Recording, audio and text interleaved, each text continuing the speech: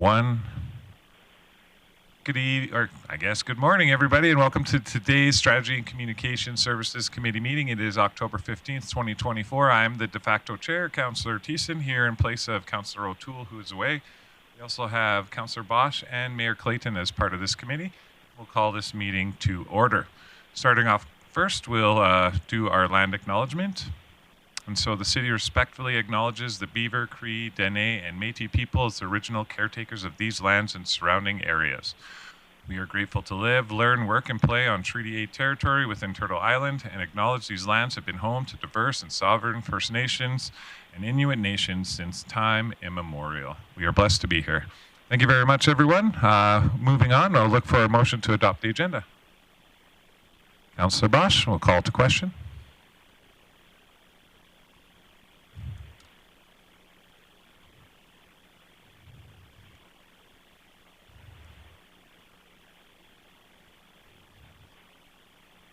And that motion carries 3-0. Moving right along, we'll open into our delegations portion of the committee agenda. And we have one delegation here today scheduled, and that is the Bear Creek Folk Music Festival Society. And I believe we have a representative here, and I'll just call you forward to the table to introduce yourself. Welcome, Ms. Card.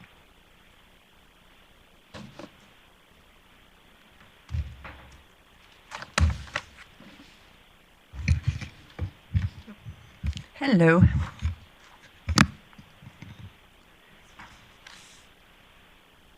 So as you guys all know, I'm Sarah and I'm the producer for the Bear Creek Folk Fest, and thank you for having me here today. I wanted to come and firstly give an update on our recent festival and also open discussions about partnership for this coming year as well. So first and foremost, a massive thank you to the city of Grande Prairie. You guys played a really important part of what was an incredibly successful year. Once again, we credited the city with kids under 12 entering free, and we had an enormous turnout of families. Well over 1,000 kids benefited from those free passes, and so giant thanks all around. By every measure, this year's festival was a massive success. We raised our sellable ticket capacity by 400 per day and still managed to sell out in advance. And as any of you who are there will know, the hill was absolutely packed this year. There was an average of over 6,500 people on site per day, depending on any given moment. And these people were hailing from over 188 different towns and cities from around Western Canada, which is a record for us. We continue to see just over 50% of our attendees coming from outside of the city of Grande Prairie, with just over 34% coming from over 100 kilometers away, including BC, all over Alberta, Northwest Territories, the Yukon, Saskatchewan, Manitoba, Ontario, the Maritimes, the US, and overseas. And I have a detailed sponsor impact report that I'm going to be sending out to all of you guys, which has a lot more info and broken down stats and charts and all that kind of stuff. So overall, we shattered all previous sales records, including this year, because of the increase in sellable tickets, $515,000 in ticket sales, which is up from $453,000 last year. Our costs, unfortunately, also went up quite a bit. It was the first year that we've had costs well in excess of $1 million, and that's just the cash cost. That is not including the gift in kind. To help our growing overhead, we continued this year also to invest in needed infrastructure through purchases of a bunch of our tents and speakers. And this is not only going to decrease our annual cost by a bit, but it's going to actually, even more importantly, help with some availability issues. We plan on keeping to work towards eventually owning all of our own tents, and are imminently looking at hopefully purchasing our main stage tent, which will remove some massive risks that we've faced in the past in terms of availability of our stage. That tent, it will come at a cost of $110,000, so it's going to be a big deal for us. The dust is still settling, and our year end hasn't happened yet, so I don't have exact numbers on what panned out, but I'm anticipating that we made over $150,000. A substantial portion of this went into infrastructure purchases, and the rest is going into the continued execution of our debt reduction plan to manage the debt that we accrued after our first 4 festivals. So we're going to come out well ahead this year, but on our financials, it's going to look more like a break even because we're paying off debt and buying stuff. We forecast this is still going to take us another couple of years to become debt-free just because we're coming from so far behind from those early festivals. But we are making good progress, and this was a really excellent year. One thing that did come to a head a bit this year was accessibility. We do put a big priority on making the fest as accessible as possible. And historically, one complaint that we've had is that the food vendors are at the top of the hill, so people with mobility problems have to walk up. This year, with the increased crowds, that significantly reduced the pathways and forced people to have to navigate through more crowded and uneven terrain. So we've decided that this does need to be the year that we do the site expansion. So we'll be moving one of our stages as well as a handful of our food trucks to the green space across the creek, kind of in between the spray park and the playgrounds. And I'll send you guys a map of what that looks like along with the sponsor impact report later this week. But what this will allow us to decongest those pathways so people will have easier way of getting around, and also means that they'll be able to access food without climbing the hill. Between the additional needed fencing, power infrastructure, toilets and sanitation, and also additional security, we anticipate that this expansion is going to cost around $15,000 to $20,000 and a bunch more volunteers. But I think it's going to be really worth the effort for this improvement, for the accessibility improvement. The help that the city has provided has been absolutely paramount to the success of our festival to date.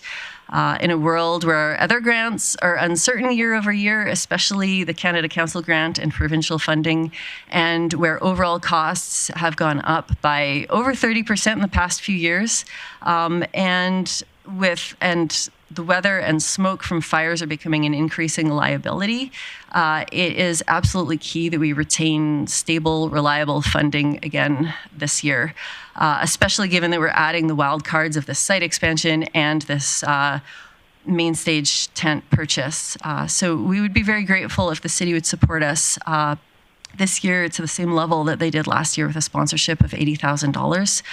Last year, that represented roughly 7% of our total budget. So it's not a giant amount within the amount that we are, this event like this costs. I'm still working to finalize this year's budget, so I'm going to send that to you really soon, hopefully within the next week, along with the sponsor impact report and the map. There will be some increase due to rising artist costs, the site expansion cost, and then also we've come to a point where we do need to invest more in security, in particular in night security. So that's just going to be a blanket addition as well. The city has been so amazing thus far at supporting the growth and legacy of our this event, or creating this legacy event for our region, and I really hope that you'll continue to do that. You've been an amazing partner, so I welcome any questions. Awesome. Well, thank you very much, Ms. Carter. Normally, I tell our delegations, you got about 5 minutes, but you banged that off in 5 minutes real easy. So thank you for that. I see a few people in the queue already. I got Mayor Clayton and then Councillor Bosch with questions. Chair Thiessen, I just want to recognize that our CFO is in the queue. Okay. Ms. Huawei. My apologies. That wasn't intentional. Thank you, though.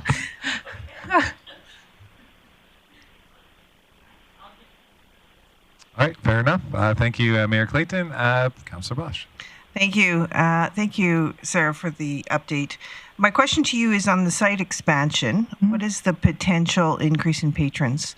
Well, we want to be very careful about that. Our view is to try to increase it by 200 this year and see how that feels, because there's also we're also going to be moving, if we're able to successfully purchase this main stage tent this year, which we're really working towards doing, it'll also mean that we'll have the ability to pull that back, our main stage back a little further, and that'll open up space as well. But we want to be just really careful about not overcrowding the workshops. Essentially, over a couple of years, we'll slowly implement growth. So if 200 this year feels like, okay, that feels really good, then we're going to add more. Our biggest impetus for the site expansion is less about trying to bring way more people in and more about trying to create more accessibility for the festival. What we want to be really careful not to do is create overcrowding or an environment that takes away the things that people love about the festival. So we have so many people coming from Edmonton who stopped going to the Edmonton Folk Fest and started coming to ours because they love that it's not overcrowded and it's easy to get around. So we're trying to grow carefully while balancing maintaining the things that people come to the festival for. I have another question, but I'll wait. Okay, I'll put Mayor Clayton in the queue. Thanks, Chair Thiessen. I'm assuming you're already working with administration, and have you already been approved to use the land across the bridge? We've been actually, we started discussing this with them a number of years ago, and then had another meeting about it a little bit more recently. So we've shown them the perimeter, and we've been in discussion for a while, and they're happy with it. They see it as a needed expansion as well. So I've heard in the community about concerns of blocking off the water park and congestion there. And so what consideration was given to use the amphitheater? That would be like creating a whole new festival, basically, because it's so far away. It would be just difficult to get people even to walk over there and go to it, but the expense would be incredible because it becomes then right now we're able to fence the part in with our site, and it's one site. Whereas if we put it over there, then all of a sudden we're creating two sites, and it would add unbelievable amount of complication, expense, volunteer needs. It would be really not feasible for us to be able to pull that off. Just explain more to me, because if you were to fence the amphitheater area, people show their pass there. They can walk freely in the park around the pavilion. They get to the bridge, they show their pass there. I don't see the... So a couple of examples. Number one, right now, with the expanded site around, and by the way, just as an aside, we will not be fencing the water park into the festival. It will be on the outside of our site. The path along... Yeah, I mean there will be some obstruction with paths for sure. So basically, right now it takes one gate to come in, and we have a giant gate crew that facilitates it, and a whole security and bag check and everything, right? And there's a whole process that people go in when they're coming into the site.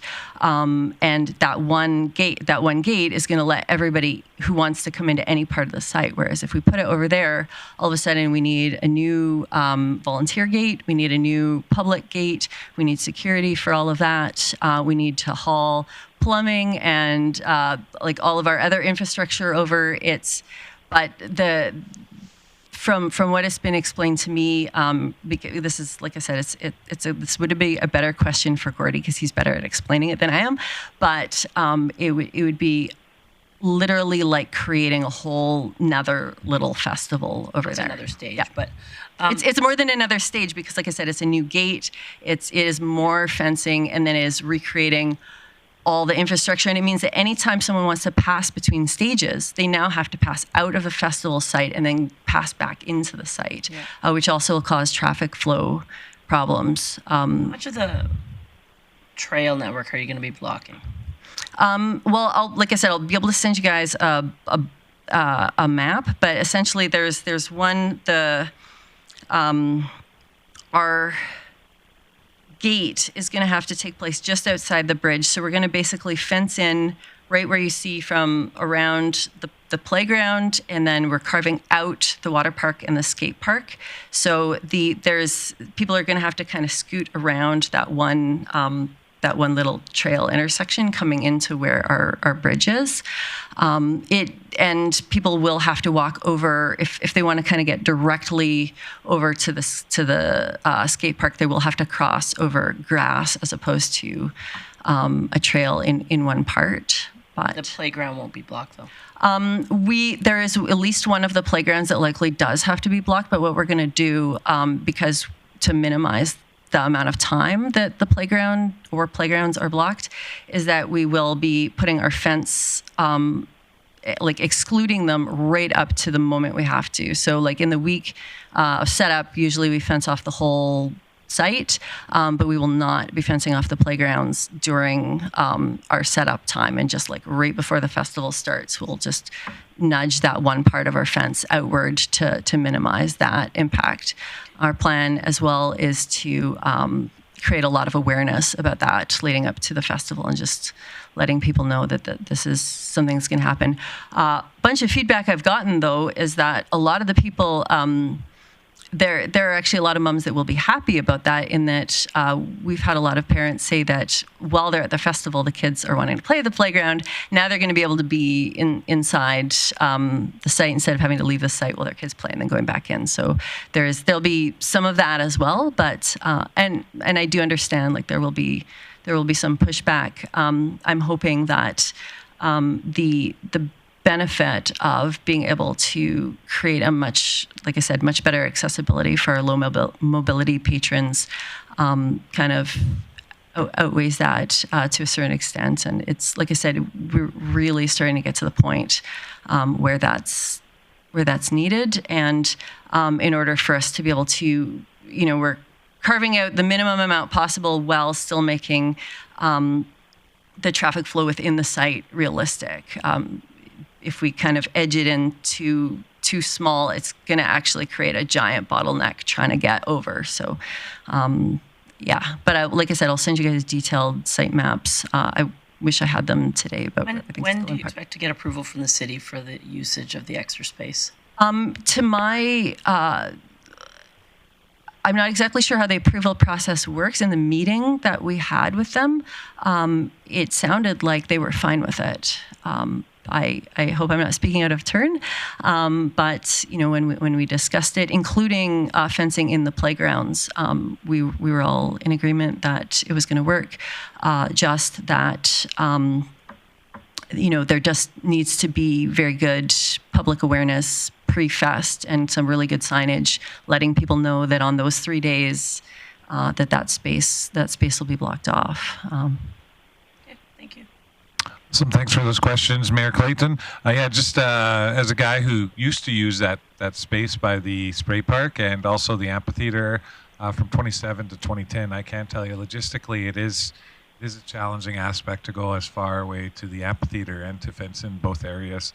I know because I was the organizer, and when I was at one stage, I couldn't be anywhere close to the other stage. So a lot of logistic issues, and it definitely creates almost a doubling of costs. Question for you though, Sarah. In that spray park area, that field down across the creek, sorry, I didn't write it down. I was a little late to the game there on that. But are you planning to put a stage down there, or is it more food vendors? So we are moving what is currently our stage 2 over across the creek. So that's going to basically there's going to be quite a shift that's going to happen within our site. It's going to allow us to pull our main stage back a little bit because we can spread out. It's also going to decongest the pathway to stage 1 and also clear up a bunch of the green space in front of our kids zone, because our kids zone has kind of been swallowed by crowd. Those paths have been swallowed by crowd, and so we're going to be basically allowing that space where stage 2 used to be to kind of open up a little bit and like I said, make paths on the more even terrain there. So yeah, it'll be if the few food vendors as well as that one stage, and possibly a little bit more kind of an addition to our kids zone. We're not going to remove the kids zone from where it is, but we might kind of add a little bit more kids stuff over there as well too. We're still looking at that.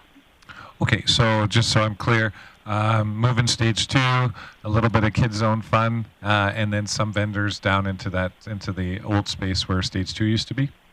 No, so the food vendors will go across as well. So we're literally just clearing that little spot out to like I said, decongest it, because it was so packed you couldn't walk through. It was getting really, really tight. Okay, well, growth is a challenge, but it's also a blessing all at the same absolutely. time. So I got Councillor Bosch in the queue. Thank you. So we were talking about the site expansion, but I'm going to go back to the main grounds. You said you have about 6,500 people per day. We saw, between, depending on the day, it was 6,250 to 6,750. Right. And so what would you say I'm looking at the finance side, your patron to volunteer ratio is? So this year we had over 700 volunteers. The site expansion, along with the main stage tent, is actually going to create a lot of additional setup time. We're looking at needing closer to 900 volunteers this year. So when I say we're adding 200 sellable tickets, we're also adding 200 volunteers. So we're in fact adding 400 people to the site.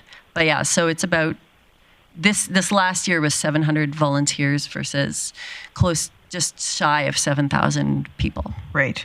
And so by moving that stage back in that plan of the main grounds, will that increase patron availability? It creates more space in front of the main stage. What it does not do is create more space at our workshop stages. So that's the thing I have to kind of still, like I guess I'm asking, is there more room for sellable tickets in that space, or is it going to just be more tickets? No, that's on the expansion only. We're adding. I mean, we're adding this year. Like I said, we are adding 200 more sellable tickets for a total of. I'm guessing, even up to just shy of 500. That adds close to 500 people, because the 200 sellable tickets, then you have the free tickets, and then, like I said, you have the increase that we're going to need of close to 200 more volunteers. So you're going to see a lot more people on site, even though there's only those couple hundred more sellable.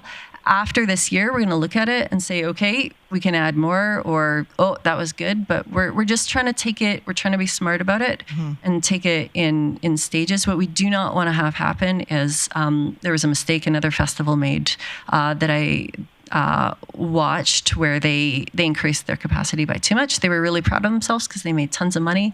People didn't have a good experience, and their attendance the next year was absolutely decimated because people just said, oh, they've gotten too big, I don't like it anymore. So we're trying to grow carefully and responsibly and make sure that we're able to, keep up with the infrastructure needs and what's needed, and that we're also able to create a space for people that makes them want to keep driving all the way to Grande Prairie to come to our festival. So I was separating the sites, and you're saying I should put them together. The site, the expansion is once you enter the site, you can walk back and forth across the bridge, and you're part of we're moving our gate out, so you're not going to have to leave the site to go to the other side, right? It's just all going to be one kind of nicely fenced in sight, which is key. Which is partly, like I said, why likely the playgrounds need to be in it, because as soon as we separate them and create a fence, and then all of a sudden there's this giant complication of gates, and it's a lot more trouble than it might come across, and also just, like I said, the pain in the butt for people, kind of, then you can't bring your drink across, or then you have to have your bag checked again every single time you want to come in or out. And we don't want to create that kind of nightmare for people. We want to keep the festival experience easy, where they can wander around the whole site. They don't have to have their bag checked every time they want to change stages. They don't want to have to pour their drink out every time they want to change stages. They just, they can kind of wander back and forth freely. Thank you. Awesome. Thank you for those questions, Councillor Bosch. I have Mayor Clayton and Councillor O'Connor. Thanks. Yeah, I appreciate your intent there of making it free, but those are public assets, the trails and the playgrounds, so taking them away from the rest of the public is a concern for me for sure.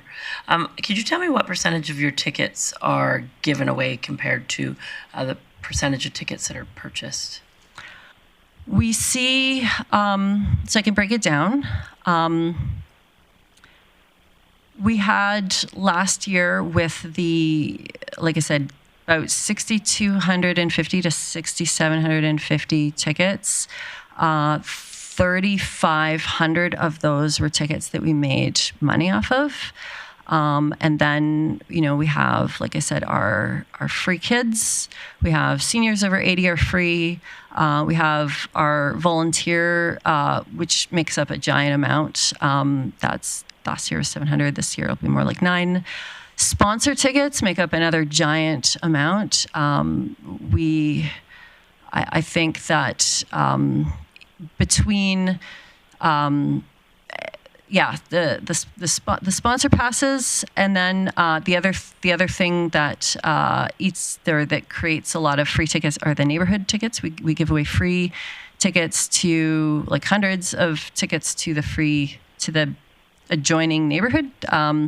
And then also our charity tickets. We give away hundreds of tickets to Odyssey House and Serenity Place and our local homeless shelter and Big Brothers Big Sisters, and just to various good causes, making the event as accessible as possible. And then, of course, there's the over 1,000 free kids that come in as well. So it does add up significantly, as much as there is, it's a lot of free tickets. I don't know that there are any of those areas where I would really want to peel away from them any more than we have. The community tickets are incredibly important to us. It's incredibly important to us to make the event something that everybody can attend regardless of financial status. That's, I think, part of what makes it special, and part of what we're really proud to have the city helping us do. Mayor Clayton. Thanks.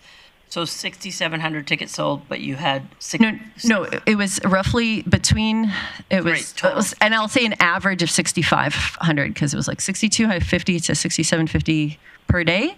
Of that, 3,500 per day were sellable tickets, because we sold 3,100 weekend passes and 400 day passes per day.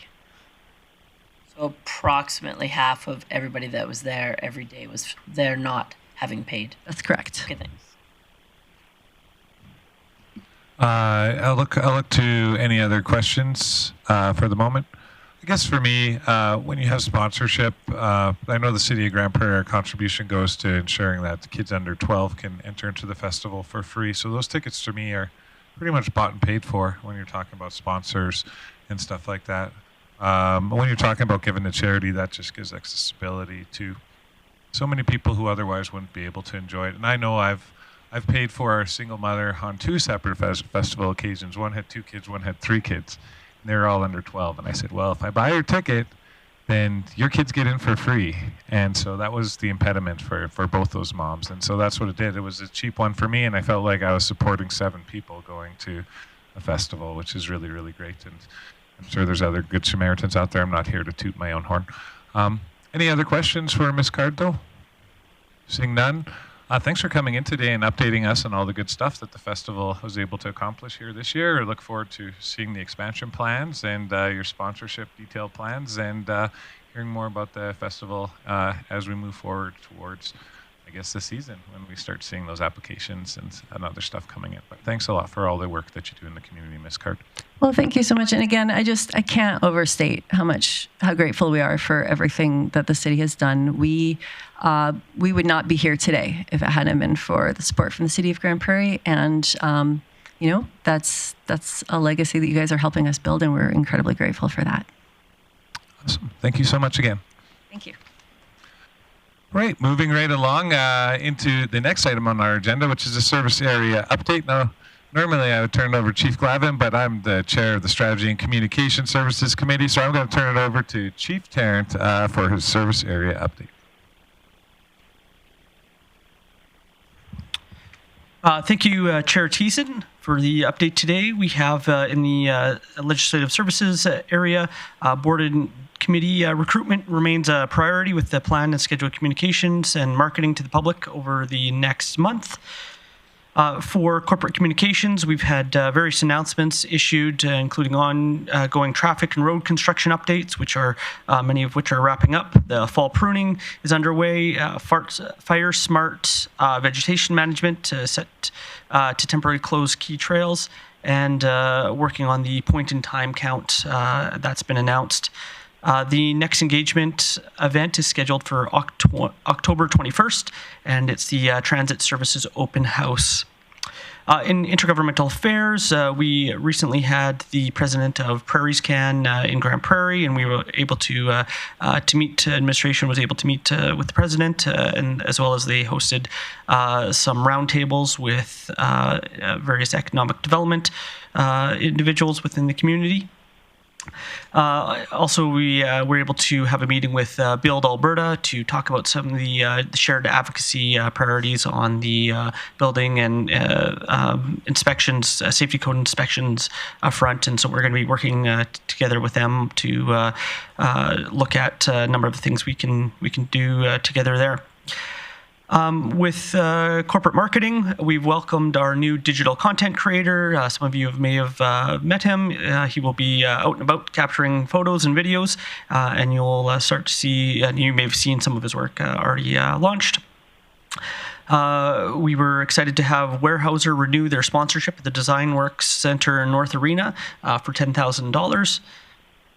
The sales and sponsorship team has put together an advertising bundle that includes digital signage, bus advertising, and arena advertising. And these are proving to be quite popular, these sort of package deals that allow you to advertise on several different city facilities and city assets. And they're selling quite fast. And the promotions for Girl Zone have been very successful with all spots currently filled. With that concludes the report. So, well, thank you very much, Chief Tarrant. I'll look around. I see some nodding heads, but they're nodding the no way. So you're off the hook here today. Thank you very much for your service area update. We appreciate it. I'll move right on, and I'm going to hand the floor right back over to you. We had a couple correspondences come in. The first coming from Alberta Transportation and Economic Corridors. Yes, thank you, Chair Thiessen. So you see the first letter there is regards to the Bill 18, some of the provisions that were provided within Bill 18 that requires when the province requests the city to municipalities to inform them of certain applications for federal grant applications. And so this is the first time we've seen this for the Canada Public Transit Fund. And so this was, we did submit a couple weeks ago an expression of interest to the fund, and in request with the minister and under the provisions of Bill 18, we have provided them with our expression of interest there. Perfect. Thank you very much for that, Chief Tarrant. Any questions on this correspondence? Seeing none, we'll move on to our other correspondence from Alberta Municipal Affairs. Yeah. Chief Tarrant. Thank you. So this one was a request to understand the federal carbon tax impact on municipalities, and so we've undergone an exercise to determine what the impact has been on our municipal operations here at the city. Between all the heating bills for all the city facilities and all the fuel that we use within our fleet, it's about $750,000 is what it cost us in 2023. And that does not include, obviously, there's a number of indirect costs, through all our purchasing of, different construction and consulting services. It's a little more difficult to quantify those numbers, but just the hard numbers that we are able to quantify, it's about $750,000 for the 2023 calendar year, and so we will be providing that to the province here. Thank you very much for that, Chief Tarrant. Any questions in regards to this correspondence? I don't see any, but I do have a question. So in regards to the impacts on the carbon tax, you said it was $750,000 to our operation in 2023. Do we plan on going even further back? Because the carbon tax seems to go up year over year. But do we know what the carbon tax impact was 2022 or 2021? And even if we did, and we sent those numbers along, would that matter to the government, seeing that hierarchy of growing costs? Through the chair, it's something we could certainly quantify. So the carbon tax over the last number of years has gone up, I think, between $10 and $15 per ton annually. So certainly those costs have escalated in the last number of years. Yeah. I obviously can't make any motions on this, and I'm not looking for a motion, but I do, just as a thought exercise, I do think it would be interesting to see 750,000 this year. What if it was 500,000 the year before and 350,000 the year before? That's an illustrative guide that we can show to our general public, our taxpayers, and to the government on how big of an impact this carbon tax has been against our operations. But thank you for the update on those correspondence, Chief Tarrant. Moving right along, no other business, no bylaw and policy review. We'll do our outstanding items list now, so I'll hand the floor back to you, Chief Tarrant. Thank you. Through the chair, the two outstanding items on the list, Policy 100 and the parental and bereavement leave, we are planning to bring those back together, and we should have them for the next committee meeting. It's good news. I'll look for business there. I got Councillor Bosch. Thank you, Chair Thiessen. I move that committee receive the October 15th outstanding items list as presented for information. That motion is in order. I'll call to question. Mayor Clayton in favor.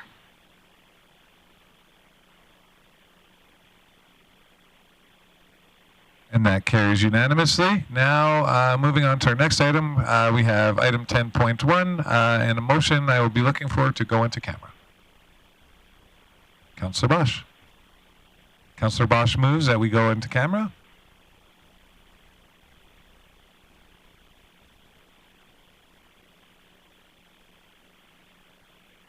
And that carries. We'll just take a second here.